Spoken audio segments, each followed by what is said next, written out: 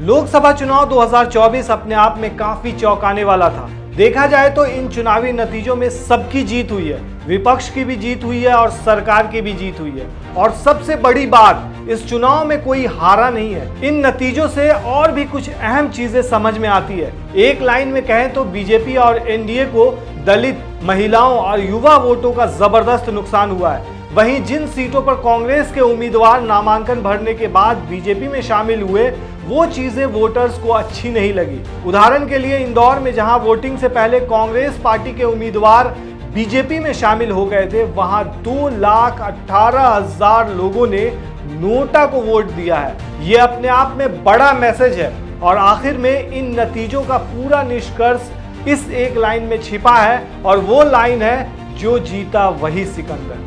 विपक्ष के इंडिया गठबंधन ने शानदार लड़ाई लड़ी, लेकिन सरकार बनाने के लिए 272 सीटों का जो बहुमत चाहिए, वो उसके पास अब भी नहीं है। इस बार के चुनावी नतीजों में कांग्रेस को 47 सीटों का फायदा हुआ है और उसकी संख्या 99 तक पहुंच गई है। बीजेपी को 63 सीटों का नुकसान हुआ और उसके सीटों की संख्या बहुमत के आंकड़े से छिटक कर 240 पर सिमट गई है। चलिए आज आपको 10 पॉइंट में समझाते हैं लोकसभा चुनाव 2024 के मायने। पहला, उत्तर प्रदेश में राम मंदिर का मुद्दा बिल्कुल नहीं चला।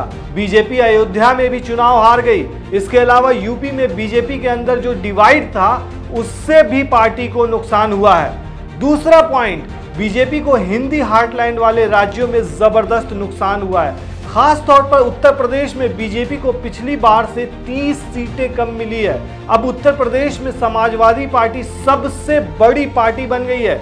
तीसरा, पश्चिम बंगाल में बीजेपी ममता बनर्जी के गढ़ को नहीं भेद पाई और ममता बनर्जी ने पिछली बार से भी ज्यादा सीटें जीतकर यह साबित कर दिया है कि पश्चिम बंगाल के लोगों का भरोसा अब भी उनके साथ है। चौथा सबसे बड़ा पॉइंट, इस खंडित जनादेश ने नीतीश कुमार और चंद्रबाबू नायडू को अब किंग मेकर की भूमिका में लाकर खड़ा कर दिया है। नीतीश कुमार की जेडीयू को 12 और चंद्रबाबू नायडू की टीडीपी को 16 सीटों पर जीत मिली है और इन दोनों नेताओं के पास अब 28 सीटें हैं। पांचवा बड़ा पॉइंट, राजस्थान में विधानसभा के चुनाव जीतने के कुछ महीने बाद ही परिस्थितियां बदल गई और 2019 में बीजेपी ने वहां 25 की 25 सीटें जीती थी और उसके बाद पिछले साल विधानसभा का भी चुनाव हुआ था। उसी राजस्थान में इस बार बीजेपी ने 14 और कांग्रेस ने 8 सीटें जीत ली है। छठा पॉइंट, बीजेपी ने विपक्षी दलों से आए जिन दल बदलू नेताओं पर दांव लगाया, वो दांव नाकाम हो गए और महाराष्ट्र में अजीत पवार और एकनाथ शिंदे जैसे सहयोगी भी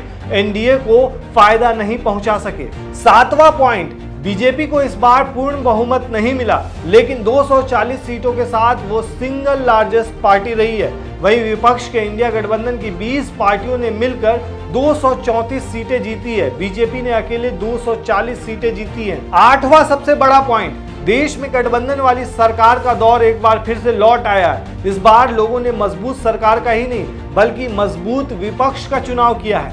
नौवां पॉइंट, इस बार धर्म के नाम पर लोगों ने वोट नहीं दिया। 10वां और आखिरी सबसे बड़ा पॉइंट, बीजेपी को 400 पार का जो नारा दिया था वो पूरा नहीं हो पाया, लेकिन एक मजबूत विपक्ष के रूप में जो अभी से पहले 10 सालों तक नहीं नजर आ रहा था, वो अब नजर आ सकता है संसद के अंदर और विपक्ष पूरी मजबूती के साथ अपनी बात रख सकता है।